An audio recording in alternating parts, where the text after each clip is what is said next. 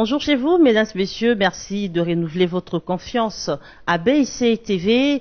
Une très bonne nouvelle, le ministre d'État en charge de la coopération internationale, intégration régionale et francophonie, juriste, essayiste en philosophie politique, écrivain, Maître Popin Guillaume Manjolo nous a reçus ces jours à son cabinet de travail et c'est avec plaisir que nous allons ouvrir ses livres. Ça sera avant de décortiquer son parcours politique, pourquoi pas vous faire profiter de cet engagement qu'il a pris pour le bien du peuple congolais dont nous faisons tous partie. Bonjour, Excellence.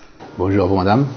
Alors, BCTV descend chez vous pour plusieurs questions, mais si vous le permettez, nous allons commencer par parler de vos publications, vos livres qui ont fait parler, que nous avons lus, relus, que nous avons compris et même d'autres qui ont été difficiles à comprendre.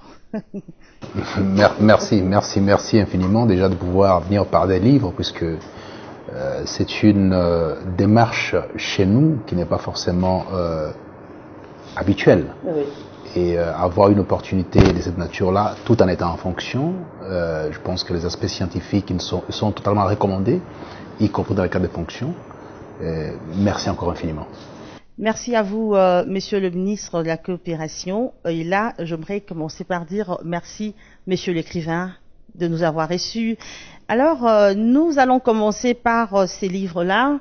Ma Nation, je ne sais pas si nous parlons le même langage avec ma technique. Nous parlons de Ma Nation, de la dégénérescence d'une nation et de sa renaissance. On peut déjà comprendre le titre avant de dire autre chose.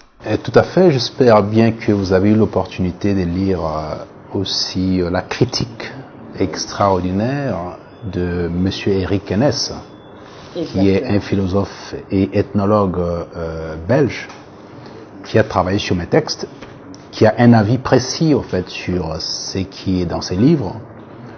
C'est notamment son contenu, qui est un contenu de combat, qui est une activité qui est liée globalement à une autre perception de la République, à une refondation, à d'abord une évaluation profonde de la situation qui est la nôtre, pas l'actualité, mais l'origine, l'actualité et les perspectives.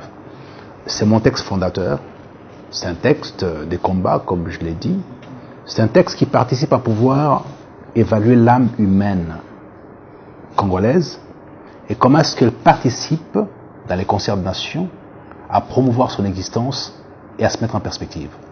Alors, je l'ai construit pendant des années, ce texte, et je l'ai finalisé en 2005-2006, de sorte que mon ancien professeur en troisième cycle de la faculté des philo et lettres de l'université de Saint-Louis, Jean-Pierre Nandrin, l'a préfacé.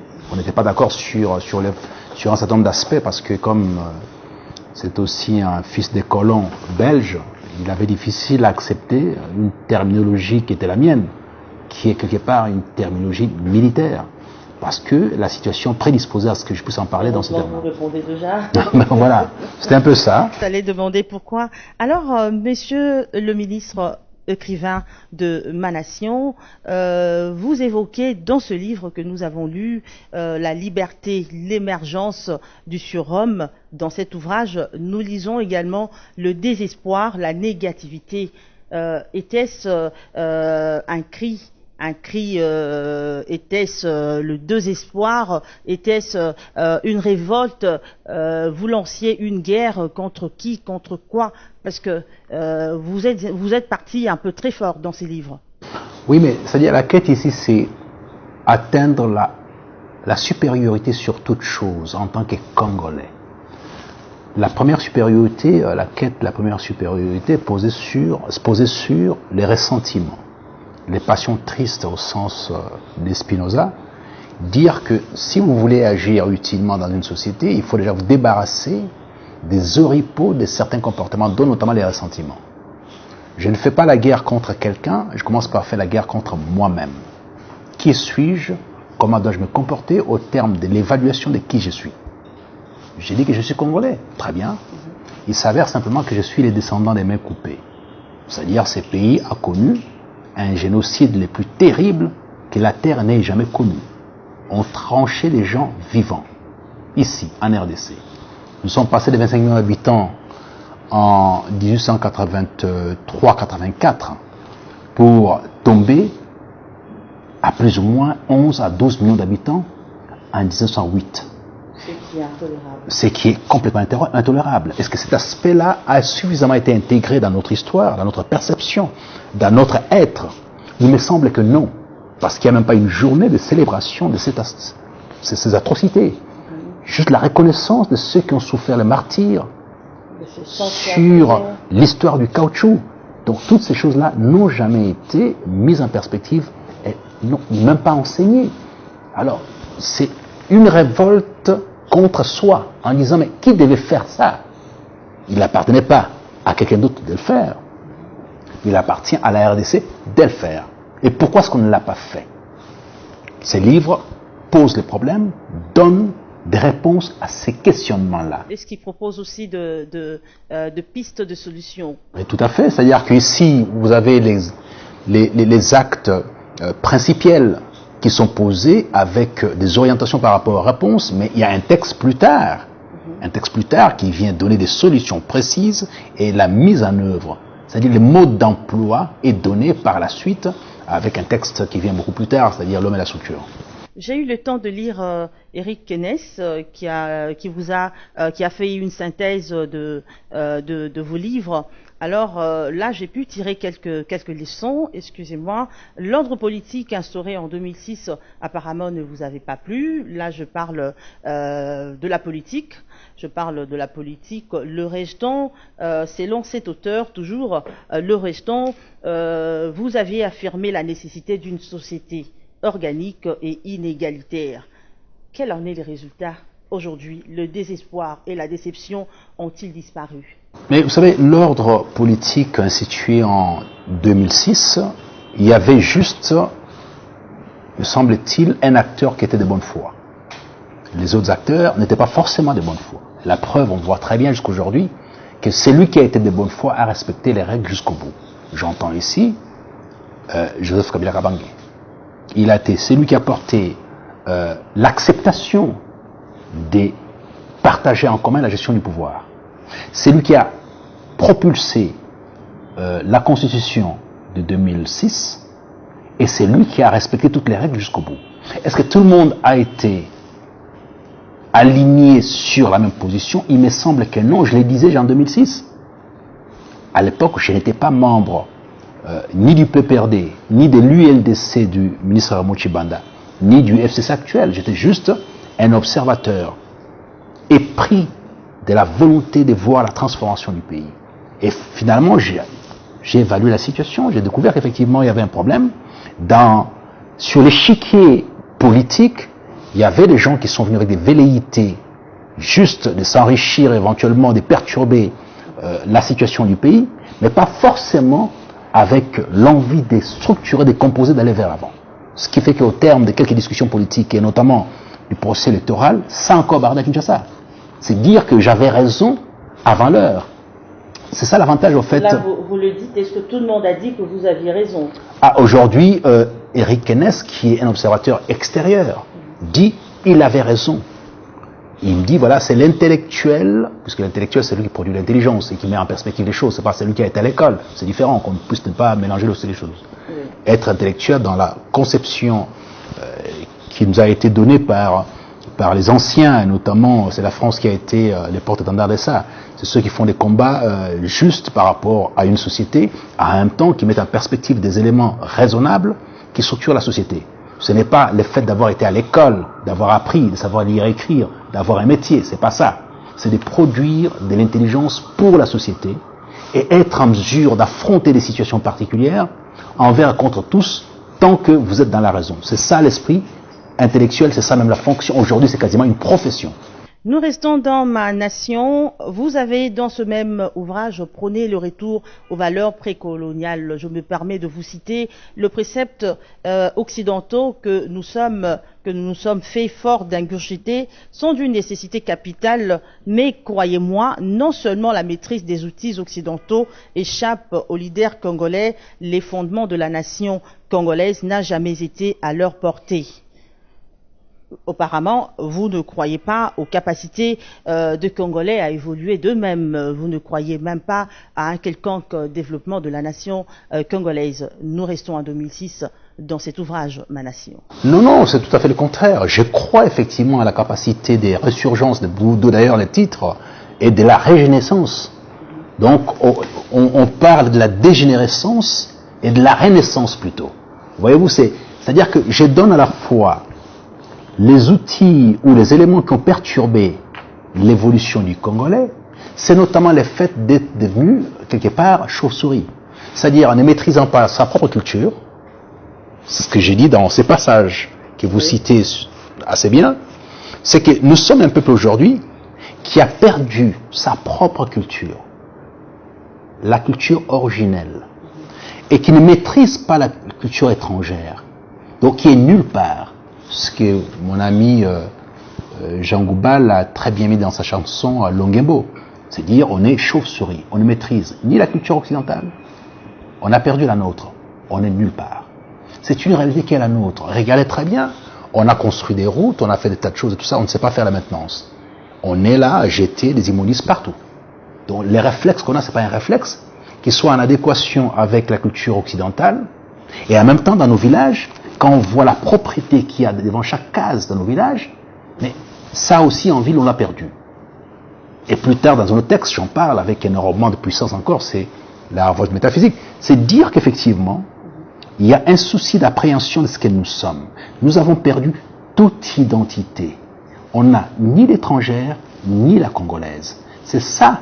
Alors, celui qui n'a pas cette identité-là, qui est sans identité, l'homme sans qualité, en vertu de quoi peut-il pondre quelque chose de structurant pour un pays? Ça pose un problème. C'est une réflexion mathématique qui n'appelle pas d'appartenir à une obédience ou une autre. C'est une simple réflexion plutôt mathématique. C'est ça la démarche qui est là. Si je peux me permettre, croyez-vous que le Congolais devrait plutôt faire recours à sa propre culture ou adopter la culture étrangère entre les deux cultures?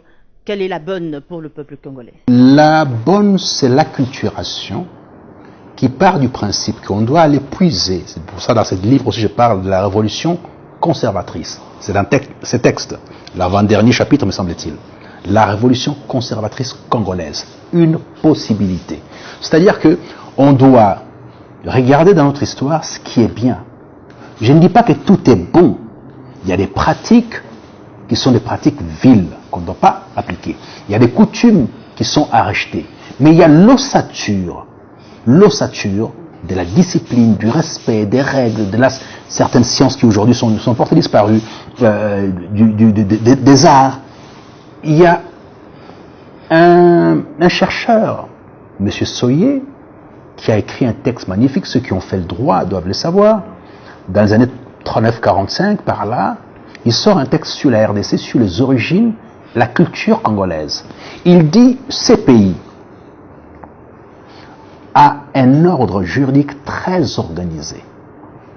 C'est-à-dire que dans chaque entité, vous avez un roi qu'on a transformé en chef coutumier par mépris, dénigrement et cynisme. Un roi, parce que je ne vois pas en quoi un moitiave serait un chef coutumier, alors que l'espace qu'il occupe peut être l'équivalent de la France.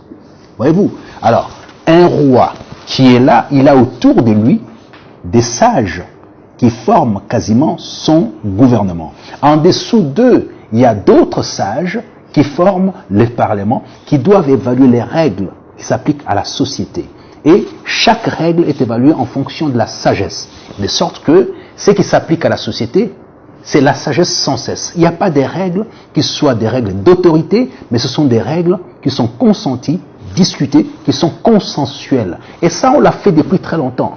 Autre chose encore, et là je vais m'arrêter là sur la prochaine question, c'est une correspondance que Stanley adresse à un de ses amis, et on a ça dans les livres de Conan Doyle, Les crimes du Congo.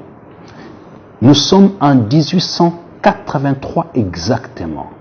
Il écrit ce texte en disant à son ami, « Je suis arrivé à Irebu. » Irebu, c'est au niveau d'Équateur. La populeuse Venise du Congo. J'y ai trouvé un début d'industrie, les commerces très organisés, y compris la connaissance parfaite de leur environnement, parce qu'ils procèdent aussi à une sorte de diplomatie. Donc quelque part, si on laisse ce peuple avancer, il irait très loin. C'est le même peuple, madame. C'est le peuple qui a inventé les premiers signes mathématiques de la planète, il y a 20 000 ans, qui s'appelle le bâton ou les osselets d'Ishango. Alors un peuple comme ça, c'est un peuple de Dieu, c'est un peuple particulier. D'où, quelque part dans un texte, je dis, Dieu est congolais. Dieu est congolais. Alors nous allons avancer, ça c'est vraiment très important, mais nous allons avancer parce que j'ai déjà entre mes mains un autre livre, il m'a vraiment intéressé, Dans les ventres du désespoir. Dans les ventres du désespoir, quel message alors comptez-vous passer à vos lecteurs en relatant l'histoire de ces deux détenus dont l'un restant son imperfection et sa méchanceté pour s'enfermer dans l'isolement et l'autre faisant preuve d'humanisme et de compréhension pour le défaut et nourrir l'espoir de s'améliorer tant soit peu. Deux personnages très opposés de par leur comportement. Et ajouter à cela, c'est ce titre Dans les ventres du désespoir qui nous dérange un peu.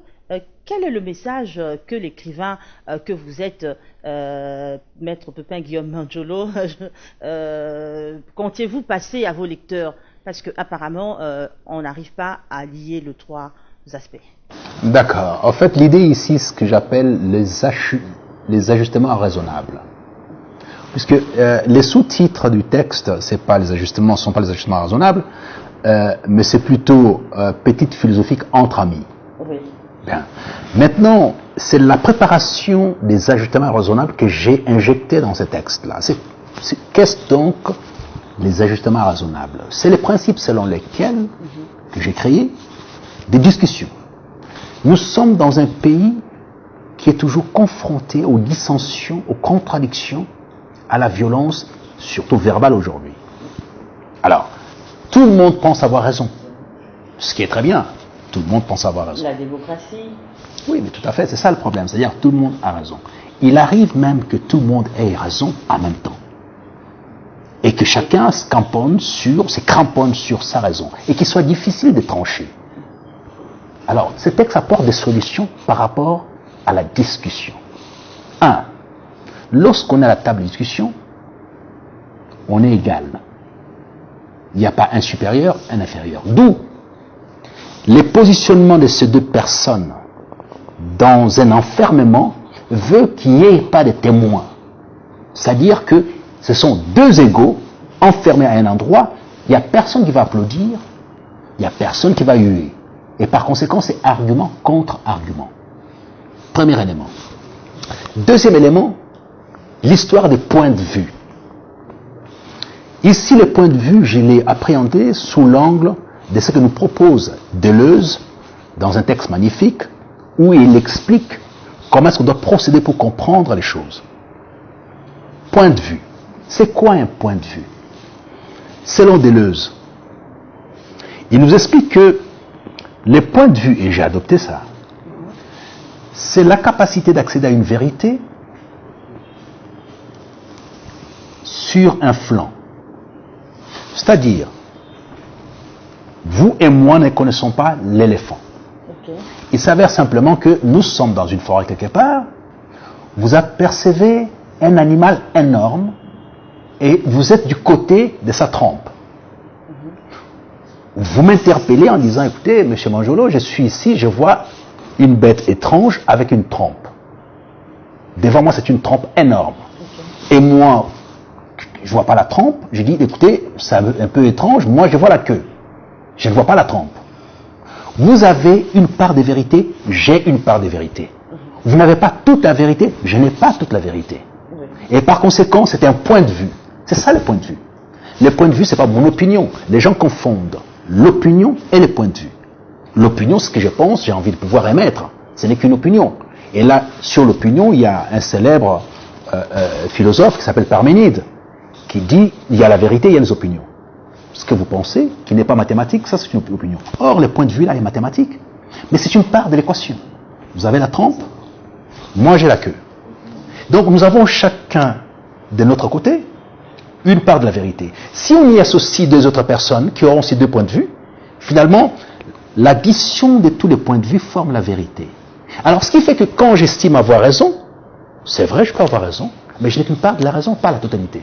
Donc je dois consentir à considérer que celui qui est en face de moi a aussi une part de vérité. Alors, d'où ces textes dans les vents du désespoir, c'est-à-dire que tout ça nous mène à dire, on a eu tellement de discussions dans ce pays. Les gens qui estiment avoir totalement raison, plus que les autres, c'est une mauvaise approche. C'est un manque de subtilité spirituelle, de pouvoir considérer sa raison est supérieure à celle des autres. Non. La hauteur la plus extraordinaire dans la discussion, c'est de prendre en considération la raison de l'autre, l'évaluer totalement, la déconstruire et puis l'appréhender au premier sens du terme.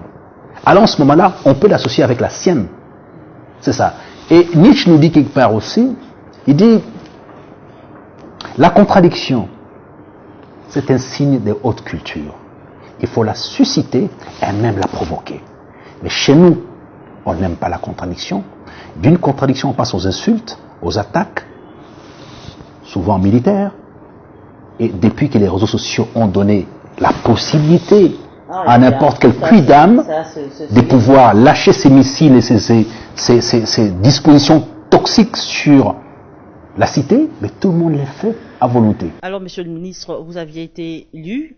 Le ventre du désespoir vous a quand même rapporté des critiques qui vous sont parvenues. Dites-nous un peu s'il faut évaluer.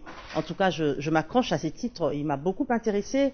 Alors, s'il faut évaluer vous-même ce travail, ce titre, ces textes vraiment énormes, vous donnerez combien sur 10 et selon les critiques qui vous sont parvenues? Oh, vous savez, ça serait prétentieux de donner que je puisse m'auto-évaluer. Je ne peux pas me permettre. Je laisse au lecteur de pouvoir évaluer, mais bon, il s'avère simplement que la critique sur ces textes dans les vents du désespoir a été tellement intéressante que Wallonie-Bruxelles, malheureusement, si je peux me permettre, a pris ces textes, a payé pour mettre ça en pièce de théâtre. Et cette pièce de théâtre a fait quand même quelques festivals, a été exposée, c'est-à-dire ce texte a été passé en pièce de théâtre. C'est dire la profondeur, c'est un texte qui paraît, c'est très court, c'est pas très long, c'est très très court. Il y a un concentré d'idées, un travail de profondeur, c'est tout un puits dans lequel on descend, on ressort avec les mains remplies d'or et de bonté. C'est ça, ces textes. Donc, et par conséquent, j'ai pris un grand plaisir, et quand j'ai vu les gens lire ça, j'ai une nièce qui s'appelle Nancy, que je salue au passage, qui a été frappée par ces textes aux larmes. Elle a lu ça en une nuit, elle était complètement bouleversée de voir qu'effectivement on pouvait atteindre ces niveaux d'accès à l'âme humaine. Alors, merci beaucoup pour ces éclaircissements, messieurs le ministre, messieurs l'écrivain. L'homme et la structure est également le fruit de votre plume, un ouvrage publié en 2016, si je ne me trompe, développant l'importance de la raison et de la pensée face au manque de réflexion et même à l'interdiction des pensées dans la situation actuelle en République démocratique du Congo. En 2016, je me rappelle, c'était quelques années après les élections de 2011. Mais cet ouvrage ne s'éloigne pas vraiment du premier. Je parle de l'ouvrage Ma Nation. Je parle de Ma Nation. Il n'y a pas eu une très grande différence parce que l'écrivain que vous êtes se sent encore déçu dans ce texte. Voilà, je ne sais pas si on a déjà montré à nos téléspectateurs, nous parlons de l'homme et la structure, ouvrage de Manjolo Pepin Guillaume, ministre d'État en charge de la coopération internationale, intégration régionale, francophonie et écrivain, parce que maintenant nous parlons de lui en tant qu'écrivain. Alors vous étiez déçu encore une fois, révoltant. On dirait que le processus électoral en République démocratique du Congo ou alors le dirigeant choisi ne vous avait jamais convaincu. Non, c'est pas tant à ce niveau-là que ça se situe. Non, non. Au niveau de l'exercice démocratique, je n'ai rien à dire là-dessus parce que c'est un processus qui demandait d'être parfait au fur et à mesure. Nous sommes les seuls dans la zone CEAC ou en Afrique en général. Nous sommes très peu de pays qui sont passés de l'état de guerre et du déchirement profond à l'état de paix, à la construction d'un pays. Nous sommes quasiment les seuls à avoir atteint ce niveau-là. Ce qui fait qu'il faut saluer ces efforts, mais d'un niveau extraordinaire. Cela étant, il s'agit maintenant des hommes. Vous savez, je m'en souviens encore lorsque le président Kabila, au terme de son mandat quasiment, on lui pose la question s'il avait un regret, ça devait être lequel? Et il répond c'est l'homme congolais que je n'ai pas pu changer. Voyez-vous, c'est ça la question qui se pose dans l'homme et la structure. Quel type d'homme pour quel type de structure? Il y a un travail qui doit être fait en amont par rapport à l'homme, qu'il faut construire. Cet homme congolais qu'il faut construire. Un autre homme qu'il faut construire. Parce que c'est les mêmes qu'on reprend tout le temps pour pouvoir continuer à confectionner des idées pour gérer la cité, mais des idées qui ne sont même pas applicables. Et qui lui-même ne s'est pas appliqué. Et ça pose problème.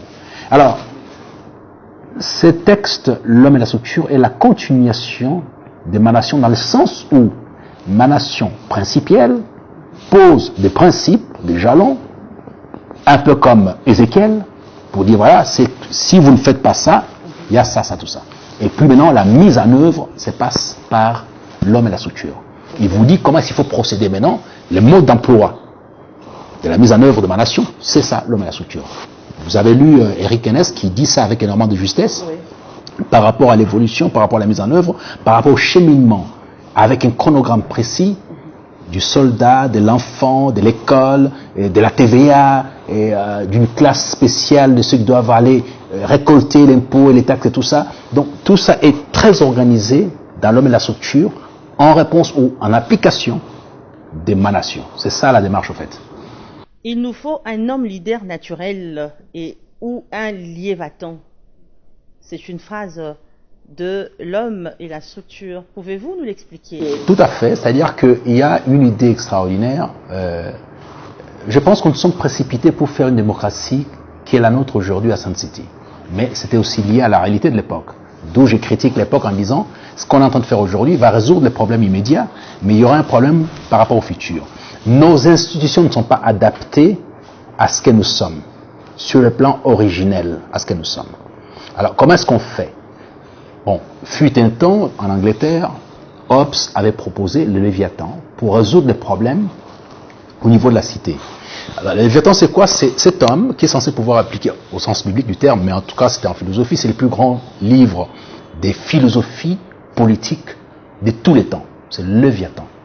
Mais le dictionnaire le définit comme étant un monstre. Oui, tout à fait. C'est une approche littérale des choses. Il faut aller en profondeur. C'est quand même un monstre quelque part. Oui. Alors, Hobbes propose une solution pour à la fois faire honneur au roi, mais en même temps respecter les droits des populations. Il dit, on a besoin d'avoir quelqu'un à qui on devrait verser une quotité financière des taxes, mais ces quelqu'un-là doit mettre en place une armée et une police qui devrait protéger nos vies. Parce que nous vivons dans l'état de nature. L'homme est un loup pour l'homme. Mais comment on fait pour sortir de cet état de nature? C'est en confiant notre destin, notre destinée, entre les mains d'une personne, un Léviathan, qui sera élu une seule fois. Et dès qu'il restera au pouvoir, il ne quittera pas le pouvoir parce que sa mission, c'est simplement de nous garantir notre sécurité, de nous laisser faire notre commerce, d'agir utilement, d'empêcher que ceux qui sont les plus forts puissent avoir empire sur les plus faibles. Son travail, c'est celui-là, simplement. Et chaque fois, on lui versera de quoi vivre, mais de quoi aussi nous protéger. C'est ça le Léviathan. Alors, maintenant, il y a, à la suite de Hobbes, il y a John Locke qui propose beaucoup plus tard, parce qu'il y a eu la révolution anglaise, qui dit non, on doit sortir de là, on doit faire les gouvernements civils. C'est-à-dire un groupe de gens qui seront élus par la population, décidera à ce moment-là comment gérer la cité pour un mandat précis. C'est ce texte, gouvernement civil 1 et 2 de John Locke, qui est à la base de la déclaration d'indépendance des États-Unis d'Amérique. Donc ce qu'on appelle le Bill of Rights des États-Unis d'Amérique, qui a été rédigé par Jefferson, est tiré totalement du texte de John Locke, qui reprend que nous, peuple américain, nés libres de la liberté la plus absolue, ne pouvons concéder nos libertés que entre les mains des gens qu'on aura choisis, et non quelques rois quelque part en s'attaquant en Angleterre. Voyez-vous, donc, c'est un peu cet esprit-là que je propose. Comment est-ce que la RDC peut s'en sortir, sinon en regardant fondamentalement nos origines.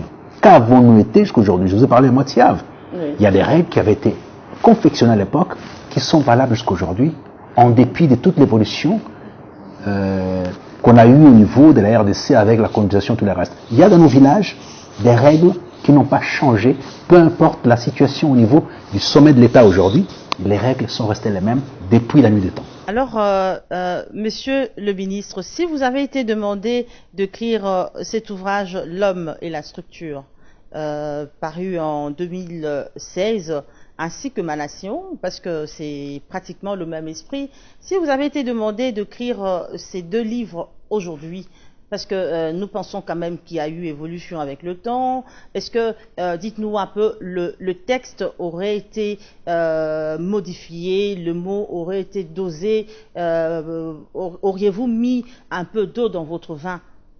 Non, non, pas du tout. C'est-à-dire qu'ici, bon, de toute façon, on ne peut pas réfléchir de cette façon-là à dire est-ce qu'un texte qui avait été écrit à un moment donné, est-ce que si on doit l'appliquer à un autre moment, est-ce qu'on aurait les mêmes mots? Non, ce sont des situations particulières, différentes et tout ça, qui ne se comparent pas comme ça. On ne peut pas les appréhender de cette façon-là.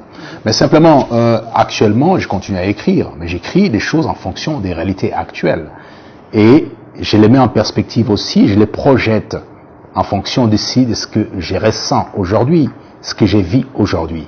Les réalités du passé ne sont pas forcément les mêmes réalités, même si une substance est restée permanente, elle continue de cette façon-là. Il y a une ossature des déviances qui est toujours la même jusqu'aujourd'hui, qui est toujours la même. On a pensé qu'il suffisait de pouvoir changer à la tête du pays certains acteurs pour que les choses changent. C'est pas comme ça. On voit que dans certains secteurs, ça s'empire. Alors la question, de quoi s'agit-il? Alors on va revenir sur nos pattes en disant, mais on vous a dit que on devait changer l'homme. Ça n'a pas encore été fait. Ce qui fait que l'homme que vous allez proposer sera le même homme qu'hier. Et par conséquent, il continuera à faire substantiellement ce qu'il a toujours fait. Voyez-vous, donc, c'est à ce niveau-là. Maintenant, il y a une apparition extraordinaire qui est maintenant en vogue, c'est Mutombo. Mutombo produit tous les jours des aphorismes qu'il jette en pâture pour que les gens puissent s'en procurer.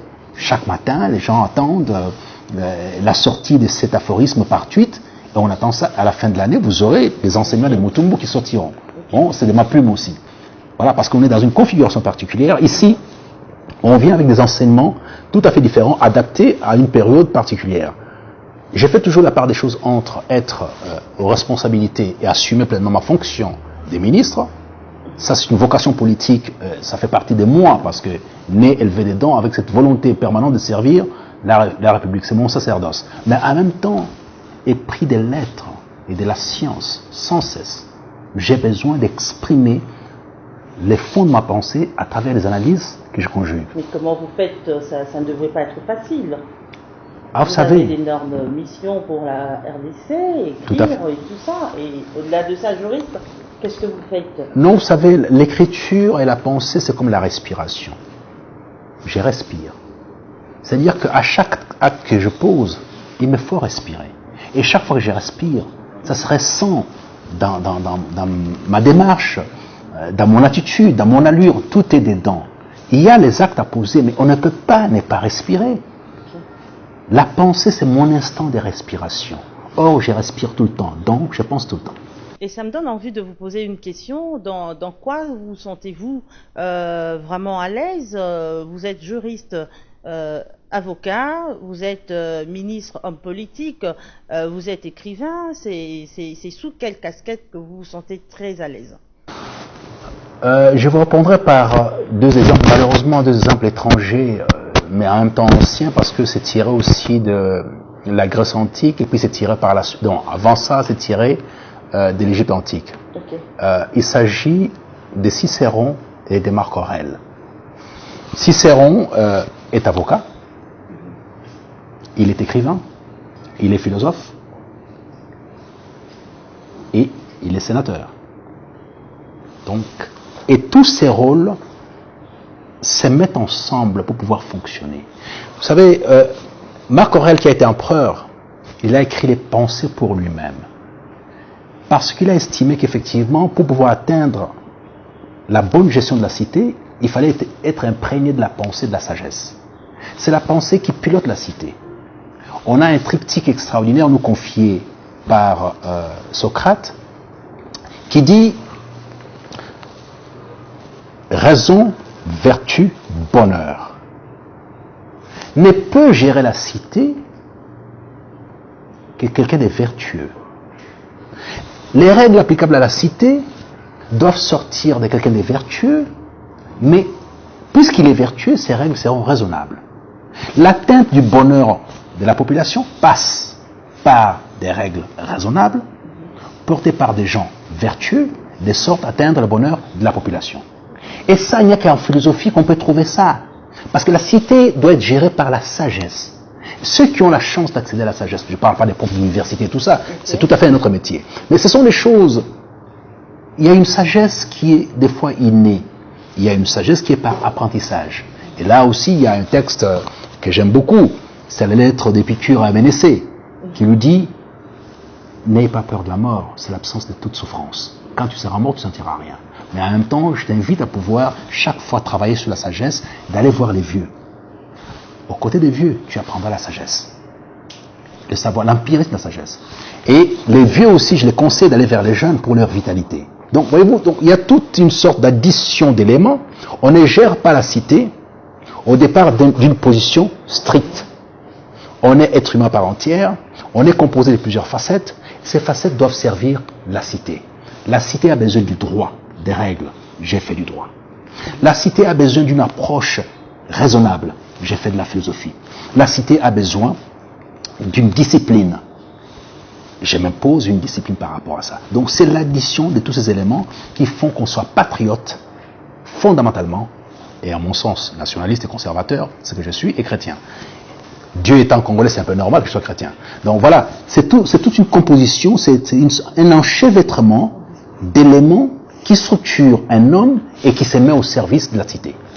Alors, la révolte métaphysique d'un jeune Congolais, l'un de vos livres, et le récent d'ailleurs, de 2019, cet ouvrage à travers lequel vous rendez hommage à vos parents, qui relate l'histoire d'un enfant.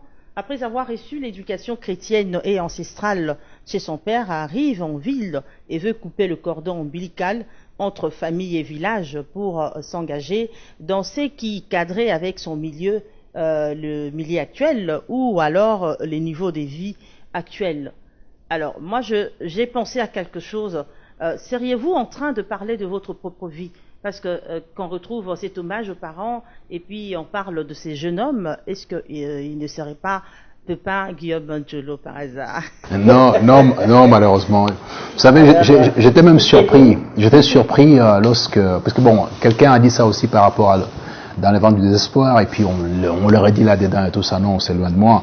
Dans les textes de toujours, c'est monsieur, puisqu'il a fait un travail extraordinaire, Eric Kenneth, que je connais pas d'ailleurs. Je sais tout simplement à distance que c'est un philosophe, un ethnologue, critique littéraire. J'ai découvert des choses sur moi que je connaissais pas. Sur mon père, je ne connaissais pas. Madame, j'ai par les hasards des choses, parce que j'ai pas envoyé une invitation pour avoir des parents. J'ai eu des parents que j'ai eus, par les hasards des choses. On a les parents qu'on a. Il s'avère simplement que mon père vient d'une famille royale, dans l'espace Lunda. Et mon père a participé à la signature de l'acte d'indépendance, parmi les 44 délégués qui sont partis à Bruxelles pour signer l'acte d'indépendance. Il s'avère aussi que mon père a été ministre à la fois, ça je ne savais pas du tout, du travail, de l'emploi et de la santé, avant d'être ministre de la justice dans l'unité kassaïenne, et je suis né quand il était ministre. Okay. Donc, alors, quand vous voyez tous ces éléments-là, donc je ne suis pas dans la disposition de celui qui est en train de courir après quelque chose, je suis né dedans. Hein, donc, du sang royal, avec une évolution de l'administration coloniale et de l'administration congolaise après l'indépendance. Alors, j'ai été élevé là-dedans. Vous voyez, ce qui fait que donc je ne suis pas cette personne-là, je suis tout à fait quelqu'un d'autre. Mais simplement, c'est mon esprit, la fertilité qui pousse de mon esprit, qui me met dans les dispositions de pouvoir produire. Mais mon père m'a mis à la lecture suffisamment tôt, de sorte qu'effectivement, j'ai produit des choses dans ce sens-là. Mais simplement, l'observation minutieuse de la RDC, de l'âme congolaise, de tous ces travers, me pousse à pouvoir produire. Et tous les lecteurs disent que c'est le livre le plus philosophique et en même temps le plus accessible quelque part. Même si Kenneth dit, vous écrivez pour qui? Parce que de temps en temps vous êtes impénétrable en termes d'écriture. Est-ce que votre population... C'est ma question, parce qu'on vous trouve trop philosophe, ces langages que vous utilisez, hermétisme tout le temps. Les lecteurs sont tout le temps appelés à vous lire et même faire recours au dictionnaire et à d'autres personnes pour comprendre certains de vos termes. Vous écrivez pour qui? J'écris pour le peuple congolais, j'écris pour tous ceux qui ont une passion pour la volonté de puissance, qui veulent se transcender de l'état animal pour passer à l'état humain avant d'atteindre le surhomme. J'écris pour ces gens-là. Il s'avère simplement que dans un texte, il y a une correspondance, c'est dans Echeomo, où il y a un médecin qui écrit à Nietzsche pour lui dire, c'était Dr Stein. Dr Stein écrit à Nietzsche, il lui dit, mon cher ami Nietzsche, c'était son ami, je viens de lire votre Zarathustra, je n'y comprends rien. Donc, les textes ainsi parlaient à Zarathustra. Et Nietzsche lui répond en lui disant, vous avez raison. Vous savez pourquoi vous avez raison? Parce que si vous comprenez ce livre, vous vous mettrez au-dessus des humains. Vous verrez ce qu'ils ne voient pas. Ce qui fait que je recommande dans ces textes de faire un effort, d'accéder à ces textes pour sortir un peu du carcan habituel, de l'amusement habituel, de la bêtise habituelle. Je sais que je suis inactuel, parce qu'il faudrait des livres actuels. Mais je suis incompétent pour écrire un livre actuel. C'est-à-dire qu'il soit consommable aujourd'hui. Mais s'il y a un petit groupe, un îlot, qui fait un effort d'accéder à ce texte, il se met au-dessus de la mêlée, pense autrement. Il y a par exemple dans ce texte la condamnation définitive contre les ressentiments, c'est-à-dire la haine, toutes ces choses-là. Chez moi, c'est interdit. Un être humain qui est animé par la haine, l'insulte et tout ça, c'est un être faible. C'est un être qui est voué à aller en enfer. Alors, voulez-vous aller en enfer? Soyez haineux, soyez jaloux, insultez, alors vous irez en enfer. Donc, mon texte bannit ça. La grandeur dans mes textes, c'est l'absence totale des ressentiments, de la haine, de toutes ces choses-là. C'est la construction. La question, ai-je posé un acte contraire à la vie d'un jeune Congolais, d'un Congolais en général? Pas. Si j'ai posé cet acte-là, je suis condamné, je suis honni, je dois être banni. Alors que si j'ai posé chaque acte qui participe à la passion heureuse, pas triste, de la RDC, si j'ai convenu de pouvoir chaque fois discuter, partant du principe que la raison est partagée, elle n'est pas unique. Ma raison n'est pas forcément la raison unique, il y a aussi une autre raison. Sous l'angle du point de vue. Votre point de vue, mon point de vue, 3 points ou 4 points de vue forment la vérité absolue. Alors, monsieur le ministre, pourquoi avoir fait confiance à Nietzsche et Albert Camus, tous deux de philosophes, respectivement français et allemand? Pourquoi leur avoir fait confiance pour construire votre propre pensée? Là, je parle toujours de la révolte métaphysique. Pourquoi pas Jean-Paul Sartre, le grec Aristote? Il y a tout plein de philosophes. Pourquoi avoir fait ces choix de ces deux, Nietzsche et Albert Camus? Nietzsche et Camus, d'ailleurs Nietzsche précède Camus. Camus est nietzschéen. Donc c'est une ligne tout à fait normale. Nietzsche, c'est le seul dont les prédispositions à expliquer les choses utilement et rester dans la raison de la vérité sans pour autant aller dans la morale, c'est Nietzsche. Et par conséquent, je pense que c'est le plus grand philosophe européen de tous les temps. Il s'est même dissocié de la période antique dont vous parlez, Aristote et tout ça, parce qu'après tout, il a été philologue et philosophe. Camus est dans la même trame que Nietzsche. Ces refus des ressentiments sans cesse, cette promotion de la vérité absolue par rapport à l'être humain, c'est ça la démarche que je trouvais, mais en harmonie parfaite avec mon être, est nécessaire pour la santé de ma République, pour la grande santé de ma République. Mais aujourd'hui, il est vrai que je n'avais pas accès aux philosophes africains et congolais. Maintenant, tout doucement, depuis mon installation en RDC, je commence à avoir accès à ces philosophes. J'ai pour ami principal dans la réflexion les philosophes Kamana. Godefroy Kangoudia, de son nom du travail Kamana. J'ai pour référence aujourd'hui les tout grands philosophes Mudimbe. Alors, nous sommes en train de déchuter. Peut-être une question par rapport à votre travail en tant qu'homme politique. Vous êtes, je rappelle, ministre d'État en charge de la coopération internationale, intégration régionale et francophonie. J'aimerais placer un accent sur la francophonie. C'est le 9e jeu qui se prépare en 2021 à Kinshasa.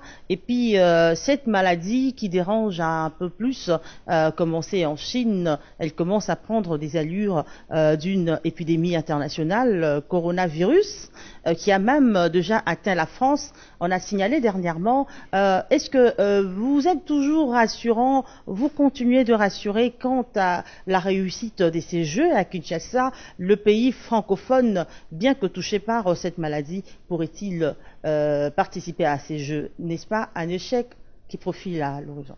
Non, si c'est un échec, ce n'est pas l'échec de la RDC.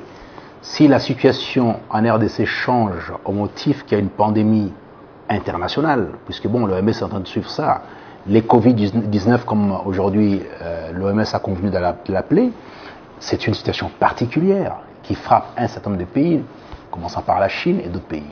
Bon, maintenant, est-ce que ça va nous arriver ici? Je n'en sais rien pour l'instant. En tout cas, toutes les mesures ont été prises au niveau africain, au niveau RDC. On en a discuté au Conseil des ministres, on a pris des dispositions par rapport à ça, de sorte à ce qu'on puisse, les cas échéants, affronter la situation. On a eu chez nous l'Ebola, le prof Mouyembe, qui est un prof local RDC, produit RDC, a combattu, a mis en place ces mécanismes qui a aujourd'hui résolu le problème.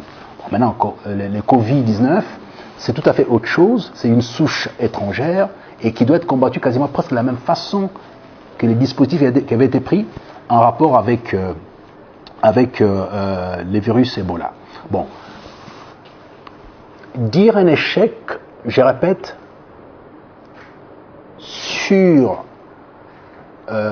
partant du principe qu'il y a cette maladie qui ne vient pas de chez nous, qui n'est pas de notre fête, c'est pas un échec RDC. Ça serait un problème international, global. On doit faire face tous ensemble. Il s'agit de la vie de la planète. Il ne s'agit pas de la RDC seulement. Mais non, ça se passe dans une zone qui n'est pas la nôtre. Mais en même temps, nous sommes en alerte permanente pour regarder ce qui va se suivre. Donc, on fera la part des choses entre la nécessité de tenir les jeux et les conditions viables pour le faire ou pas. Parce qu'il y a des pays où on dira, écoutez, ne nous envoyez pas les gens parce que vous êtes déjà frappés par ça. Donc, voyez-vous, on n'est pas encore là. Attendons l'évolution, on verra. Il paraît qu'il y a des mesures qui sont prises ici et là. En tout cas, au niveau de la RDC, nous avons pris des mesures, des protections, des quarantaines et tout ça, et l'accès au pays de ceux qui doivent arriver des zones où qui sont infectés. Bon, il y a un certain nombre de mesures qui sont prises à ce niveau-là. Nous sommes en alerte.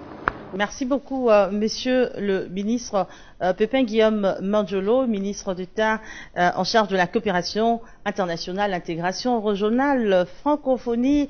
Vous êtes écrivain, nous avons parlé de vos publications, L'homme et la structure, Dans les ventres du désespoir, Ma nation, la révolte métaphysique